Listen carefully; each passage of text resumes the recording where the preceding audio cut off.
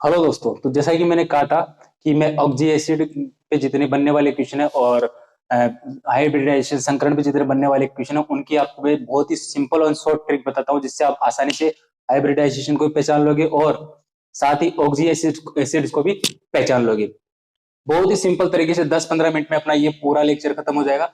और अपन जो oxy acid पे जो ऑर्डर का क्वेश्चन पूछता है कर्म का, कि कौन सा एसिड कौन सा ज्यादा एसिडिक है, कौन सा कम एसिडिक है, उन पे आपको ऑर्डर पे अच्छे अच्छे क्वेश्चन बनाकर पूछता है। साथ ही हम और दूसरे एसिड्स के बारे में भी जानेंगे कि उन वो कितने एसिडिक है या कितने अधिक अम्लीय, या सबसे और ये भी जानेंगे कि सबसे अधिक एसिडिक कौन सा एसिड होता है सबसे ज्यादा एसिडिक कौन होता है, ये भी जानेंगे अपन। और इनकी जो एसिडिटी का जो कर्म है वो कैसे निर्धारित किया जाता है, बहुत ही इस पे बहुत ही अच्छे अच्छे क्वालिटी के क्वेश्चन बनाए जाते हैं।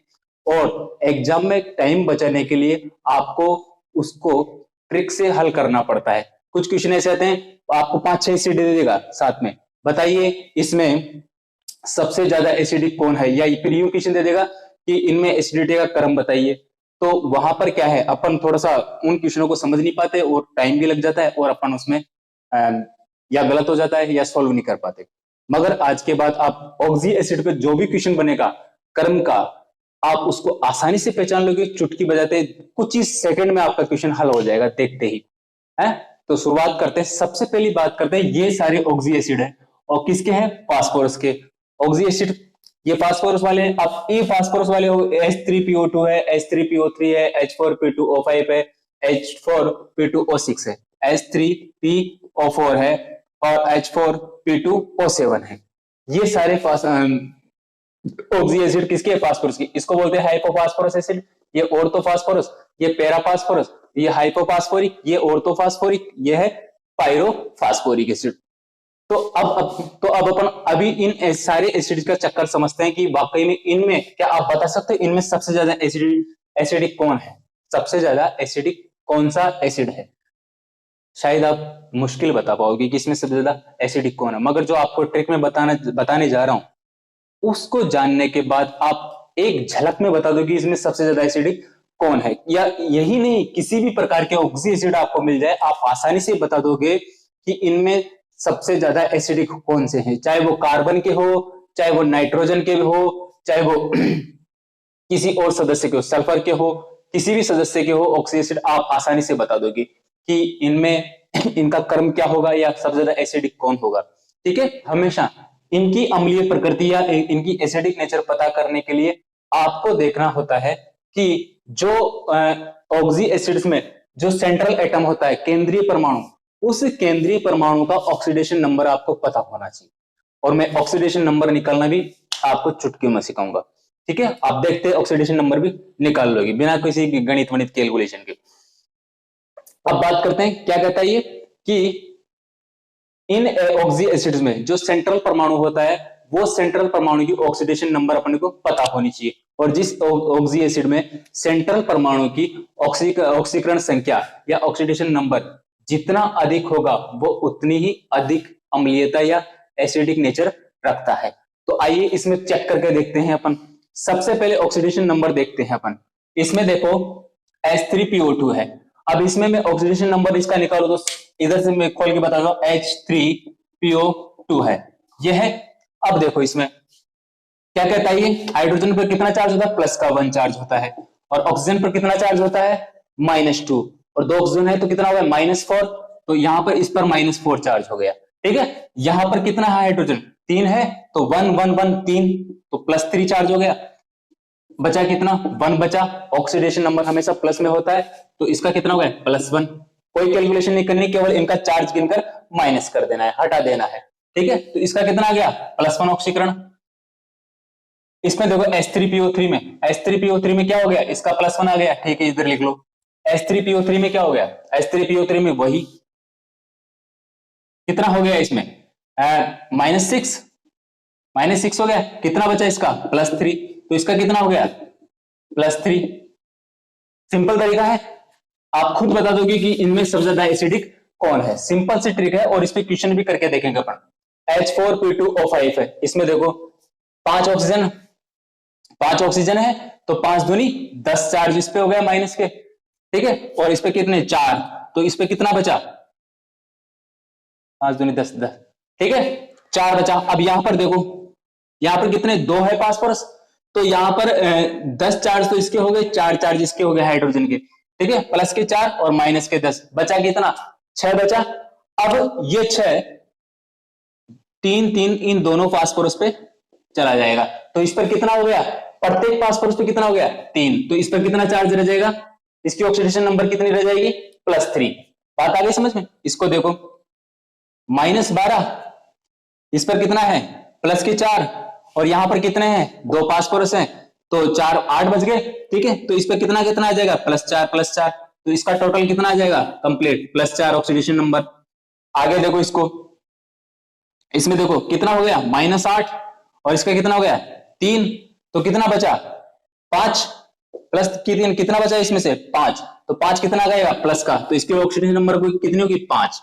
उसी तरह इसमें देखो H4P2O7 पायरोफॉस्फोरिक में कितना हो गया -14, इसका कितना होगा 2 फास्फोरस है यहां पर, कितना हो गया प्लस का 4 आ गया, तो देखो इसमें 10, तो +5 दोनों के रह जाएंगे, तो कितना आ गया टोटल इस पर +5 चार्ज है, ऑक्सीडेशन नंबर आ गया। तो अपने को पता चल गया कि इन पर इस पर +5 ऑक्सीडेशन नंबर हो गए, इस पर +5 होता है, इस पर +4 होता है, इस पर +3 +1। और अपन ने पहला नियम क्या जाना था कि जिस पे सेंट्रल एटम पे, जिस ऑक्सी एसिड के सेंट्रल एटम पर ऑक्सीडेशन नंबर जितना अधिक आता है वो उतना ही अधिक अम्लीय प्रवृत्ति या एसिडिक नेचर रखता है। तो क्या आप अब नहीं बता सकते कि इनमें सबसे ज्यादा एसिडिक कौन है? आसानी से बता सकते हो। ये तो बिल्कुल नहीं है इतना एसिडिक, ये भी नहीं है, ये भी नहीं है, सबसे ज्यादा एसिडिक ये हो गया या ये हो गया, ठीक है। आप क्या ऐसे क्वेश्चन एग्जाम में आ जाते हैं कि बताइए इनमें एसिडिटी का क्रम, आपको 4 एग्जांपल दे दिए, ये 1 2 3 4 करके, H3PO3 दे गया, H4P2O5 दे दिया, H4P2O6 दे दिया, H3PO4 दे, बता दीजिए इनमें सबसे ज्यादा एसिडिक इनकी या फिर इनकी एसिडिटी का क्रम बताइए। तो आपको क्या करना है, सीधा ऑक्सीडेशन नंबर निकालना है, और जिसका जितना ऑक्सीडेशन नंबर आता है वो उतना ही एसिडिक होता है। याद रखिएगा, सिंपल सा ट्रिक है, इस पर बहुत सारे क्वेश्चन बनाए जाते हैं, बहुत ही ट्रिकी क्वेश्चन बनाते हैं और बच्चों के गलत। हम कुछ और एसिड्स के बारे में पता करते हैं, नाइट्रोजन का एक और एसिड लेके देखते हैं अपन, उसमें पता करते हैं क्या उसमें भी ऐसे निकाल सकते हैं अपन। तो आइए देखते हैं, ये तो आपको पता ही चल गया, इसको आप नोट डाउन भी कर सकते हैं। और बात को सबसे सिंपल चीज वो याद रखना कि सेंट्रल एटम की ऑक्सीडेशन नंबर जितनी ज्यादा एसिडिटी उतनी ज्यादा, सिंपल सा तरीका। अब देखते हैं अपन एक और लेके देखते हैं, जैसे मैंने ले लिया HNO3, इसका तो नाम सुना ही होगा आपने, नाइट्रिक एसिड है। अब इसकी ऑक्सीडेशन नंबर पता करनी है, कितना होगा -6 और ये हाइड्रोजन का +1, कितना बचा +5 ऑक्सीडेशन नंबर है इसका, कितना आएगा +5। कोई कैलकुलेशन नहीं करनी क्योंकि अपने को पता ऑक्सीडेशन नंबर प्लस में आता है, ठीक है। तो यहां पर सीधा सीधा अपने को ये करके देख लेना, बराबर में 0 लगाने की कोई जरूरत नहीं, वो कैलकुलेशन अपने को कोई काम की नहीं है, आपको तो सीधा आंसर चाहिए ना। अब देखते हैं उसी तरह से H2SO4, ठीक है, इसमें देखो कितना होगा -8 प्लस के 2, इसका कितना गया +6। ओहो, ये तो सबसे ज्यादा स्ट्रॉन्ग एसिड निकला है, H2SO4 सल्फ्यूरिक अम्ल, कितना एसिडिक है देखो, ये पता चल गया ना कि अगर ये भी एग्जांपल में हो क्वेश्चंस में कि बताइए, अब 3 तो इसके ले लिए और एक उठा के इसको ले लिया और पूछ लिया कि बताइए इनमें से कौन ज्यादा एसिडिक है, तो क्या आप अब नहीं बता सकते कि कौन ज्यादा एसिडिक है, उनका क्रम भी डिसाइड कर सकते हो आप, और कुछ ही सेकंड में आप इसका आंसर भी दे सकते हो, ठीक है।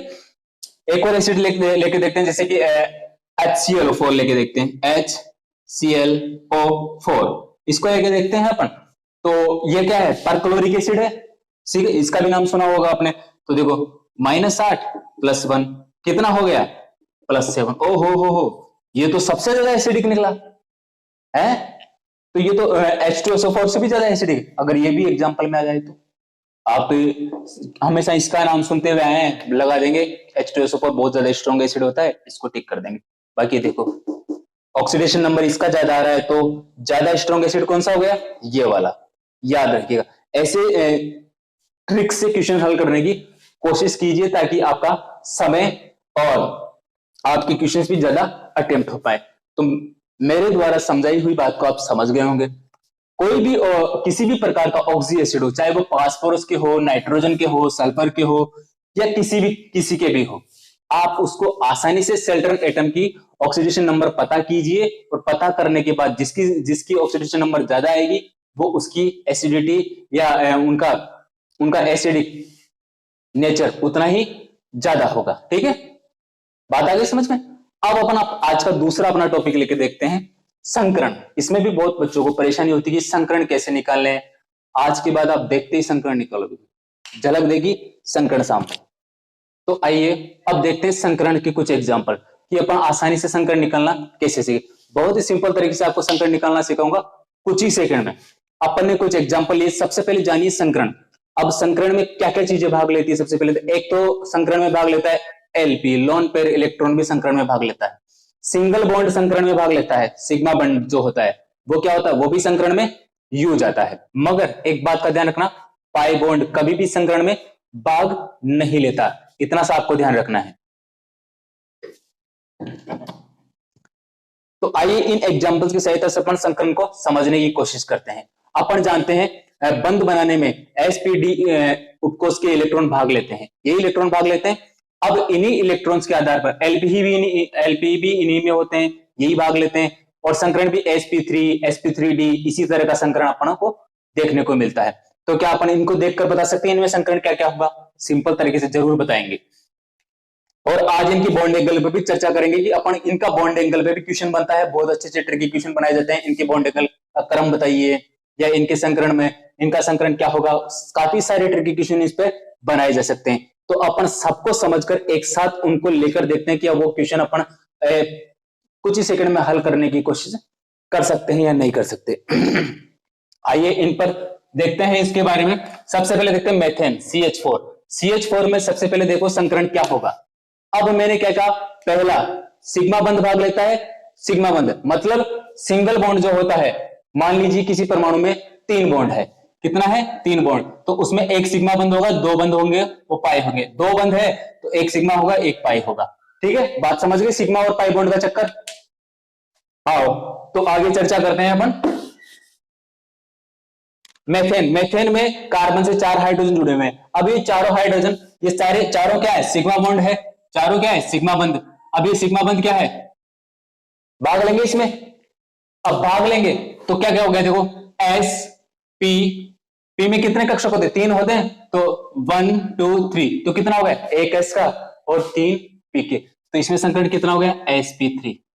इसमें देखो कितना बॉन्ड है, 1 2 3, तीनों सिग्मा बंध है, और साथ में एलपी भी संकरण में भाग लेता है, लोन पेयर इलेक्ट्रॉन, तो कितना हो गया पी के तीनों आ गए, sp3 इसमें भी हो गया। ठीक है, कोई आपको कुछ भी देखने की जरूरत नहीं, सीधा बॉन्डिंग गिनो और आंसर दे दो। इसमें देखो कितना है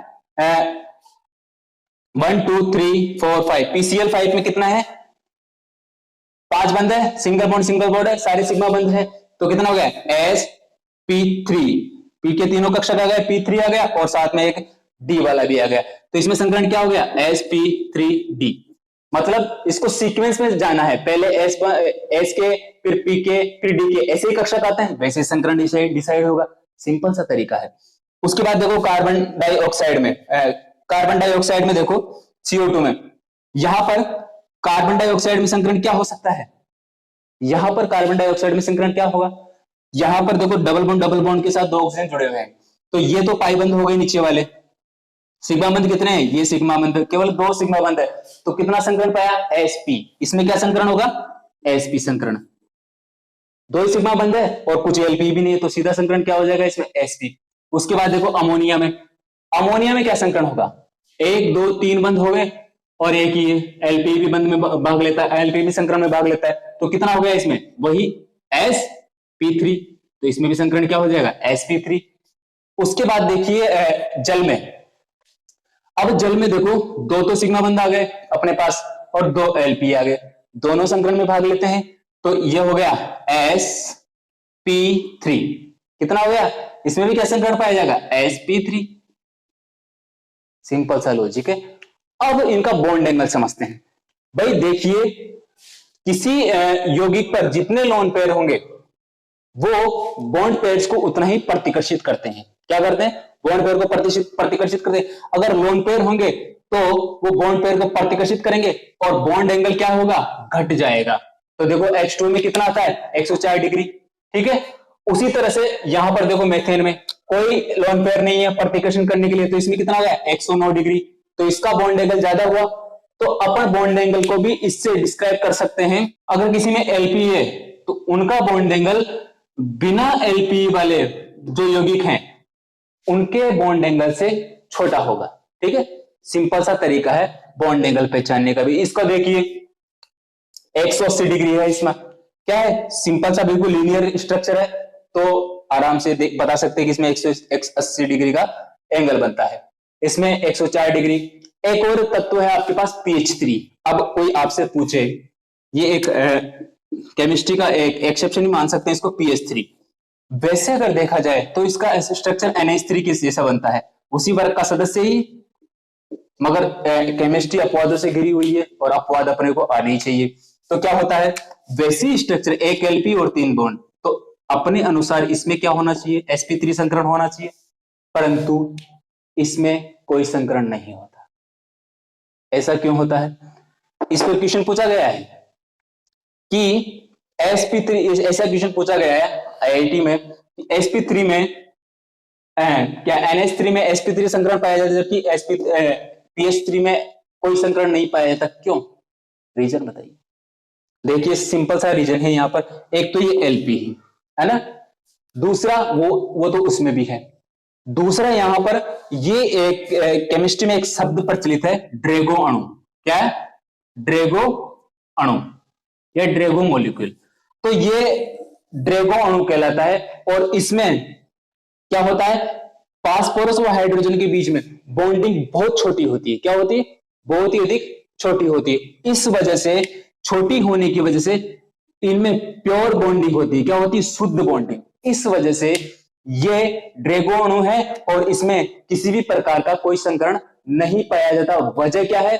क्योंकि एक तो इनका बंधन शुद्ध है, साथ में इनकी बॉन्ड लेंथ बहुत ही छोटी है। इस वजह से इसमें किसी भी प्रकार का कोई संकरण नहीं पाया जाता। इसका आंसर ये है, याद रखिएगा इस बात को। तो अपन ने आज 2 चीजें ली, एक तो लिए ऑक्सी अम्ल, साथ ही और दूसरा संकरण को समझा। ठीक है, अब इनके अलावा अगर आपको संकरण में किसी प्रकार का दिक्कत है तो आप मुझे कमेंट करके बता सकते हैं, या हाइब्रिडाइजेशन के कोई भी प्रकार का क्वेश्चन हो तो मैंने आपको सिंपल सा तरीका बताया संकरण निकालने का। चाहे कितना भी कोई सा भी यौगिक आ जाए, आप उसकी बॉन्डिंग गिनो, ठीक है, और देखो कि कौन कौन से कक्षक बंध बनाने में भाग ले रहे हैं और किस किस कक्षक में एलपी उपस्थित है।